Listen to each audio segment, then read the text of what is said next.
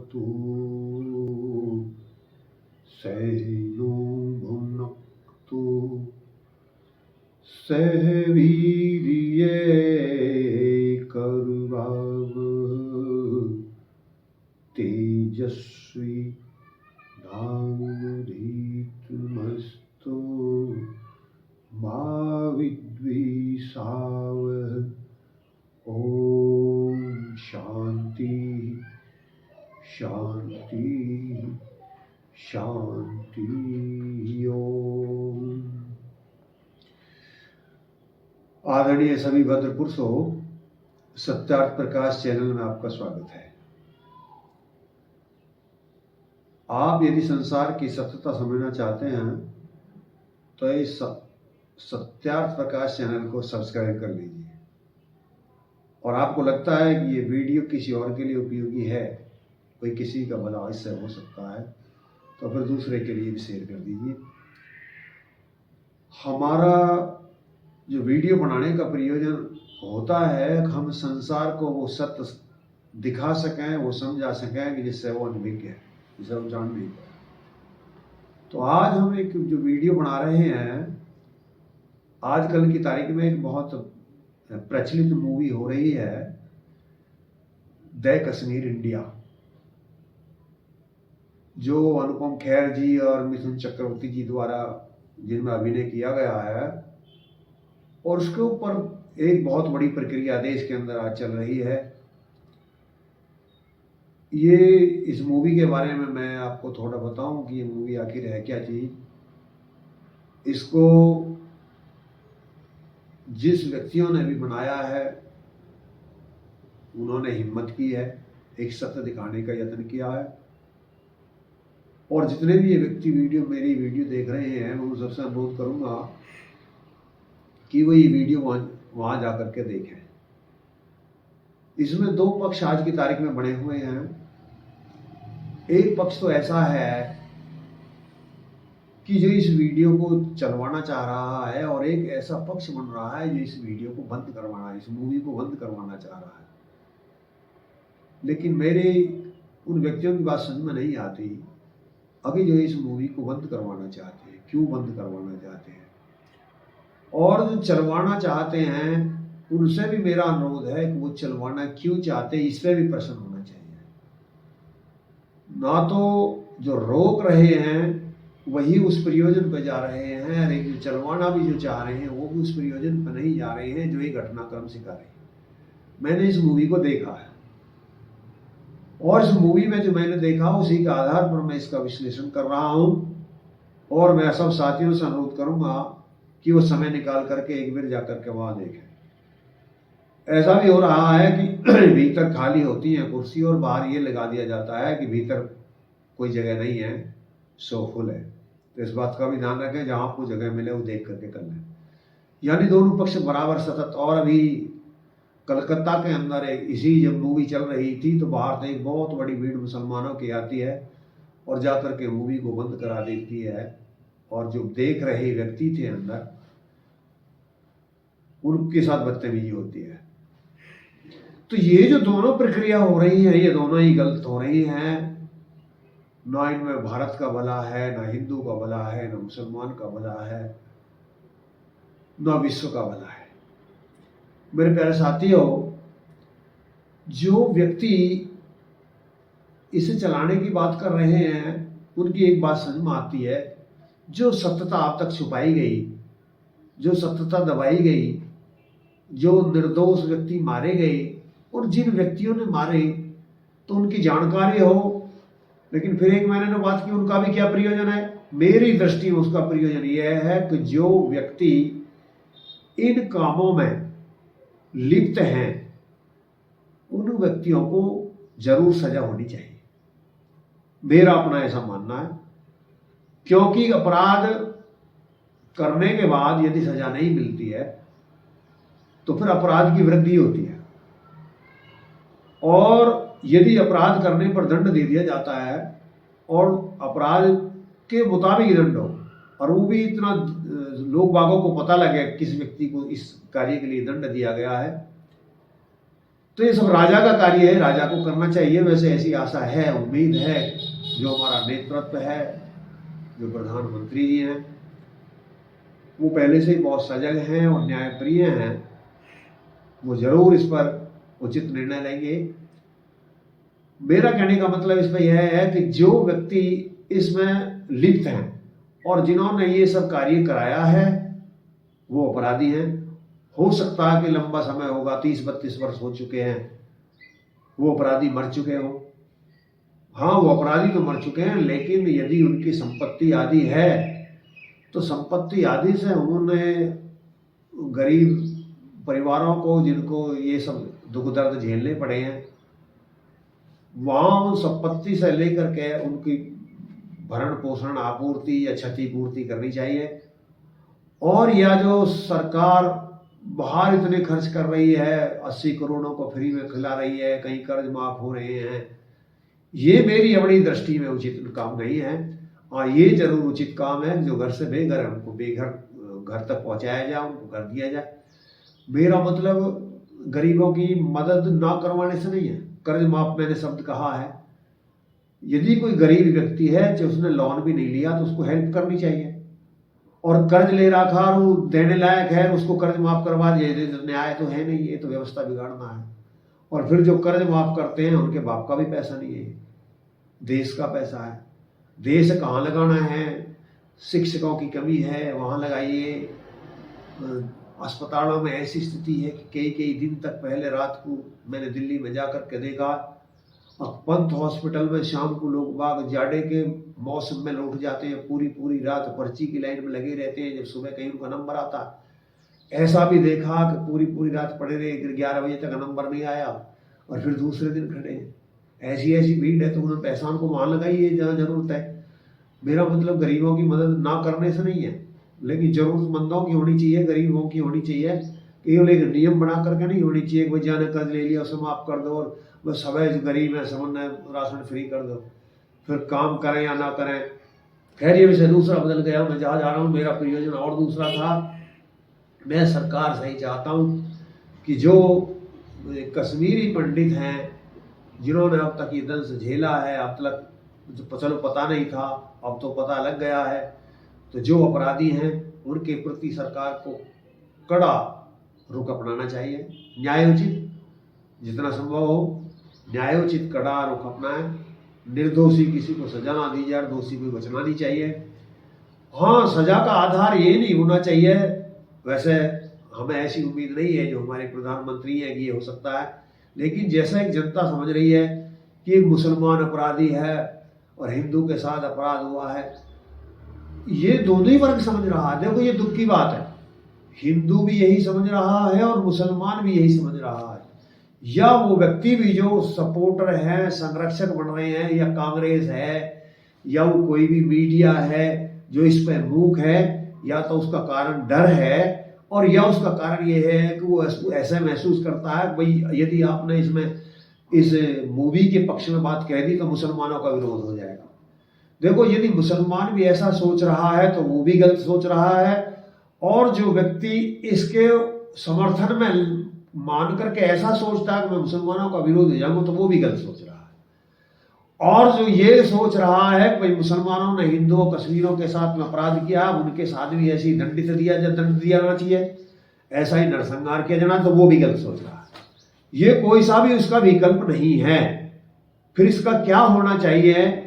जो मैंने मूवी देखी है उसके अनुसार मैं ये विवरण आपको या उसकी जो समीक्षा आपको प्रस्तुत कर रहा हूं कि जो होना ये चाहिए था, जब मान लिया अब तक कोई चीज सामने नहीं थी, वहां अपराध हो रहा था, चाहे वो किसी भी तरह किया जा रहा था, पाकिस्तानी द्वारा किया जा रहा था, या जो वहां आतंकवादी थे उनके द्वारा किया जा रहा था, या मुसलमानों के द्वारा किया जा रहा था, जब तक पता नहीं था तो जब तक तो बात समझ में आती है। लेकिन यदि आज मैं कह रहा हूं कि यदि जो मुसलमान वर्ग इसके मूवी के विरोध में आता है तो या का मतलब वो फिर उस बात का समर्थक है कि मुसलमान हिंदुओं को मारें। भाई, अपराध कश्मीर में जिसने भी किया वो हिंदू था या मुसलमान था, जिसने वो अपराध किया है तो उसको तो सजा देने की बात सभी मुसलमानों को भी करनी चाहिए।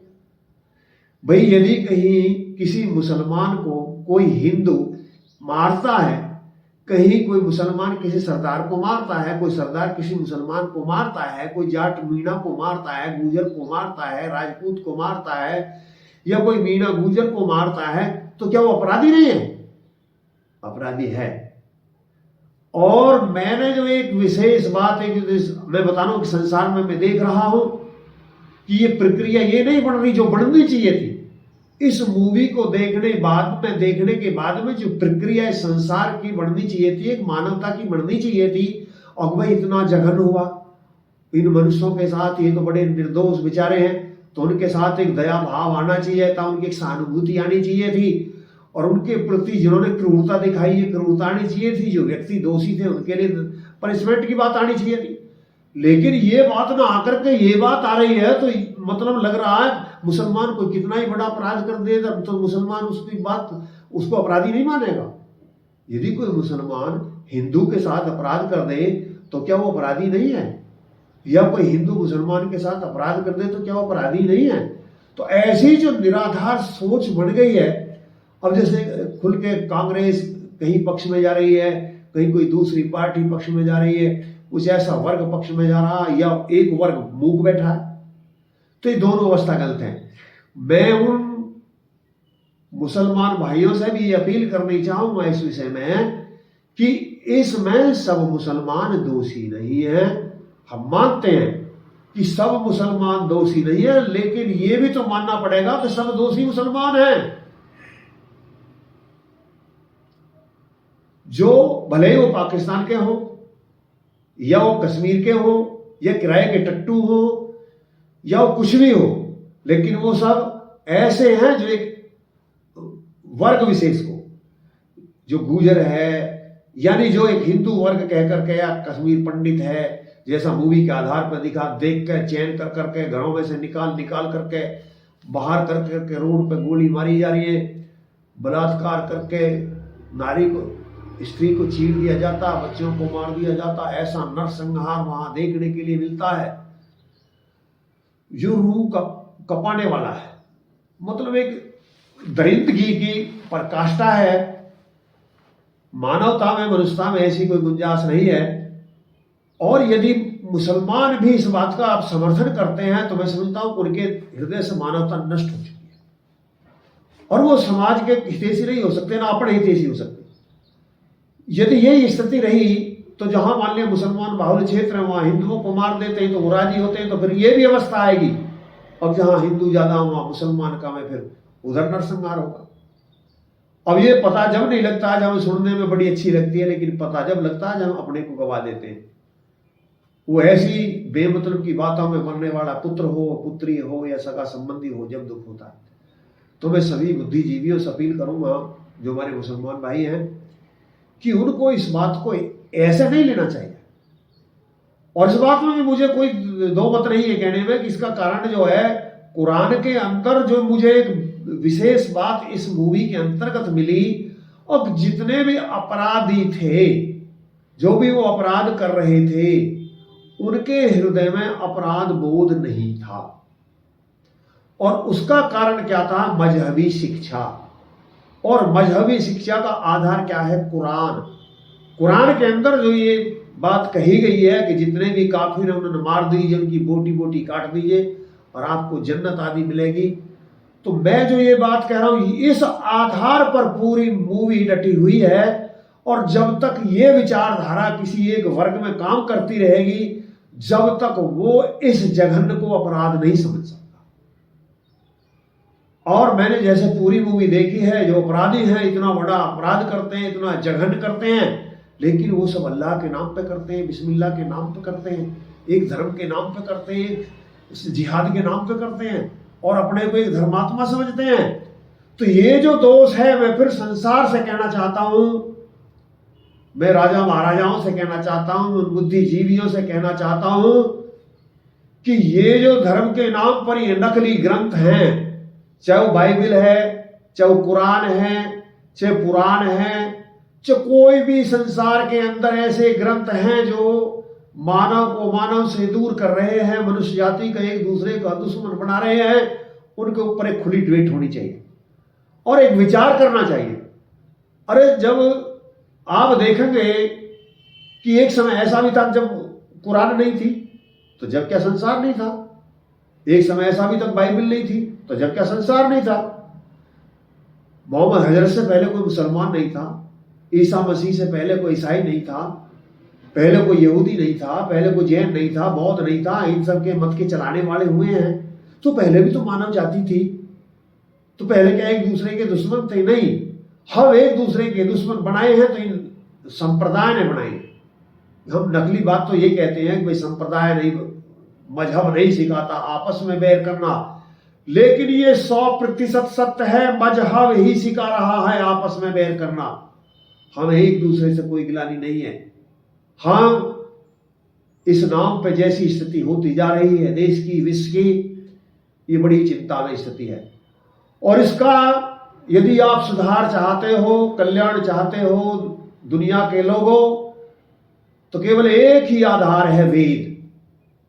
कुरान के पास में इसका कोई आधार नहीं है, कोई विकल्प नहीं है।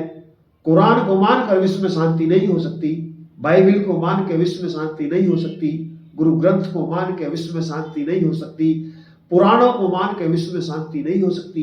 वेद को मान करके, केवल वेद को मान करके, और वेद में भी जो आर्य समाज द्वारा प्रतिपादित है, क्योंकि वेद को भी 2-3 तरह से बिगाड़ दिया गया है। ऐसे या तो उन व्यक्तियों ने बिगाड़ दिया जो शस्त्र के बल पर, जो यहाँ यमन आए शस्त्र के बल पर, उन पर बुद्धि थी नहीं और शास्त्रों को नष्ट कर दिया।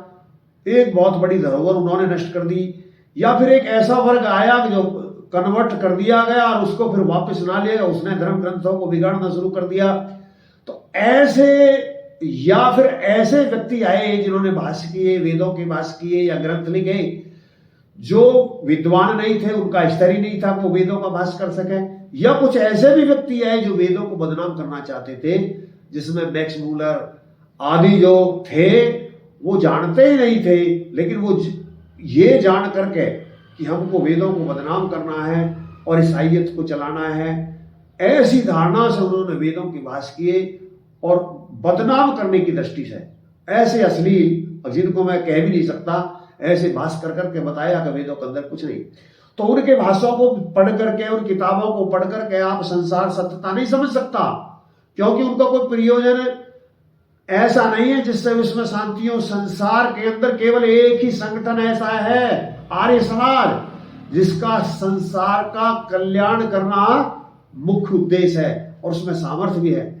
यदि ये पूरा संसार सत्यार्थ प्रकाश को पढ़ ले, मैं संपूर्ण बुद्धिजीवियों से अपील करूंगा कि जो अमन चाहते हैं, जो शांति चाहते हैं, लेकिन घर में बैठे हैं, देख लीजिए एक दिन ऐसी स्थिति आएगी, अब या तो बुरैया मना लो नहीं भरैया की खैर नहीं है, ये स्थिति आने वाली हो रही है।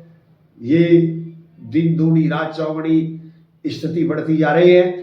तो मेरा उन व्यक्तियों से आग्रह है जो बुद्धिजीवी हैं, हिंदुओं में हैं, मुसलमानों में हैं, सिखों में हैं, ईसाइयों में हैं, या कहीं पर भी हैं, और जिनका ऊंचा स्तर है, जो सामर्थ्य भी अधिक रखते हैं, उनको सत्यार्थ प्रकाश रूपी किताब पढ़नी चाहिए। और जब उनको पता लगेगा कि हम सुखी कैसे रह सकते हैं संसार में, यदि सुख का कोई आधार हो सकता है तो केवल वेद हो सकता है, क्योंकि वेद सबसे पुराना धर्म ग्रंथ है। और तो धर्म ग्रंथ है ही नहीं, केवल वेद ईश्वरीय ज्ञान है जो 1,96,08,53,000 लगभग 123 वर्ष से है। और जबकि ये और जो दूसरे ग्रंथ है, कोई 1400 साल है, कोई 2100 साल है, कोई 5000 साल है, कोई 200 साल है, कोई 250 साल है, इतने साल तक के हैं। तो ये ईश्वरीय ज्ञान नहीं है। इनको ईश्वरीय ज्ञान मानकर, अपना आधार मानकर ये विश्व में शांति हो रही है। तो मैं फिर एक आग्रह करना चाहूंगा उन व्यक्तियों से जिन्होंने मूवी नहीं देखी है, वो इस मूवी को देखें, निष्पक्ष होकर जाके देखें। मैं उनसे भी ये जो हिंदू भी जाकर के देखें, मैं उनसे ऐसी वकालत नहीं कर रहा हूं अब वो जाए मुसलमानों की दुश्मनी बना कर आए, लेकिन वो जरूर आंख दोष जो दोषी है, अभी मैं पूर्व कह चुका हूं हर मुसलमान दोषी नहीं है, लेकिन वहां का हर दोषी मुसलमान है। जो दोषी है वो कोई भी है उसके लिए दंड हो, और जो निर्दोष जिनको सताया गया है और उन्हें उनका अधिकार नहीं मिला उनको उनका अधिकार मिले। और मैं उस दूसरे वर्ग से जो इसका विरोध कर रहा उसको ये विरोध नहीं करना चाहिए। क्यों नहीं करना चाहिए? अब जब आप एक हृदय है, एक आप मानव है, यदि वो आपकी बहन होती, आपकी बेटी होती, आपका बेटा होता, और वो मान लीजिए कोई मुसलमान ऐसा सोचता है, तो यदि वो मुसलमानी होती तो क्या फिर आप अच्छा लग जाता? जब यदि मुसलमानी के साथ में ऐसा होता तो आपको बुरा लगता, और किसी पंडित के साथ ऐसा हुआ तो बुरा नहीं लग रहा, तो फिर आपकी आत्मा मर रही है। देखो, यदि हम पड़ोसी को दुखी देख के सुखी हो रहे हैं तो अगला नंबर हमारा ही है, सब कोई रोक नहीं सकता। दुनिया वालों, परमात्मा संसार का एक है। अरे सबले संसार को उसने बनाया है। हिंदू को उसने बनाया, मुसलमान को उसने बनाया, सिख को उसने बनाया, ईसाई को उसने बनाया। अरे हमने ये बेवकूफी से उसको अलग समझ लिया है, मुसलमानों को अलग समझा, हिंदुओं को अलग समझा। यदि तुम संसार की सत्यता समझना चाहते हो तो आर्य समाज की शरण आओ, महर्षि दयानंद को समझो, वेद को समझो, सत्यार्थ प्रकाश को पढ़ो। जिसने इस अमर ग्रंथ सत्यार्थ प्रकाश को पढ़ लिया उनके जीवन बदल गए। कितने ही व्यक्ति इस्लाम को छोड़ करके आ गए, कितने व्यक्ति ईसाई मत को छोड़ करके यहाँ आ गए, और कितने ही व्यक्ति जो अपने को पत्थरों में मूड मारते थे वो अपने को विद्वानों की श्रेणी में लेकर के यहाँ आ गए। वो अमर ग्रंथ सत्यार्थ प्रकाश हमारे पास में उपलब्ध है। तो मैं इस अवसर पर एक अपील करनी चाहता हूं उन सभी बुद्धिजीवियों से कि बुद्धिजीवी मुख ना रहें, अपना मुंह खोलें, और जो व्यक्ति सत्य का विरोध कर रहे हैं उनको बताएं। जिनके साथ अपराध हुआ है, जो निर्दोष है, उनके साथ सहानुभूति दर्शानी चाहिए, न कि शत्रुता। और अब तक जो हुआ सो हुआ, अब लेकिन आगे हमको हिंदुओं को भी रहना है, मुसलमानों को भी रहना है, सिखों को भी रहना है, ईसाइयों को भी रहना है, इस संसार में सबको रहना है। दुख की बात है कि हमारे लक्ष्य हम मुसलमानों को कैसे बनाएं, हिंदुओं को कैसे बनाएं, एक दूसरे से कैसे दूर करें, ये हमारे लक्ष्य बने हुए हैं।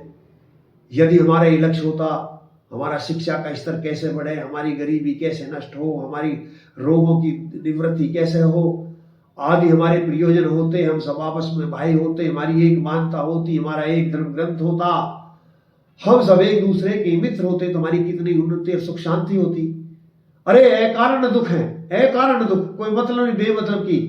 तो बुद्धिजीवियों को मैं उन राजाओं से भी अपील करता हूं जो अपने को राजा समझते हैं, चाहे वो एमपी हैं, अपने में एमएलए हैं, या वो आईएएस अधिकारी हो, आईएएस अधिकारी हैं, जो अपने को सर्वोच्च श्रेणी में समझते हैं, बुद्धिजीवी समझते हैं, उनको आगे आना चाहिए इस विषय के ऊपर। और मैं उन भाइयों से भी अनुरोध करूंगा कि जो इसमें बिल्कुल कठ मुल्लापना दिखा रहे हैं, कट्टरता दिखा रहे हैं, चाहे वो हिंदू है या मुसलमान है, वो दोनों ही अनभिज्ञ हैं। ना तो हिंदू ही सत्यता जान रहा है, ना वो मुसलमान ही सत्यता जान रहा है। हम सब आपस में भाई भाई हैं।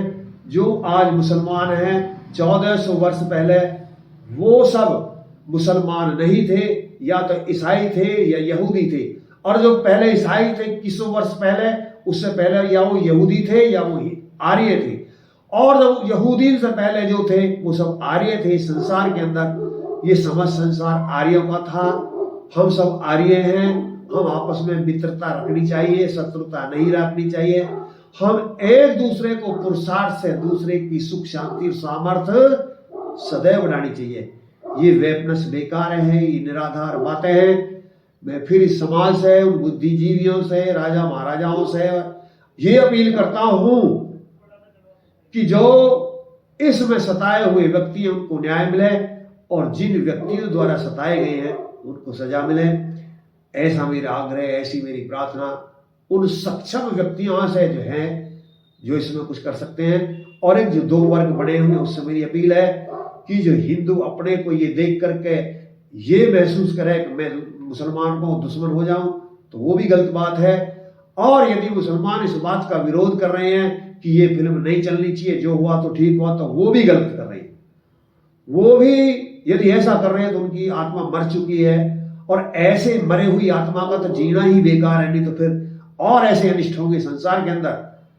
तो मैं परमात्मा से भी प्रार्थना करता हूँ कि हे परमात्मा, हम समाज को, इन बुद्धिजीवियों को, इन कट्टरपंथियों को एक सामर्थ्य दीजिए, एक बुद्धि दीजिए, एक ऐसी सलाह दीजिए, एक ऐसा विवेक दीजिए कि जिससे ये नकारा बातें नष्ट हो सकें।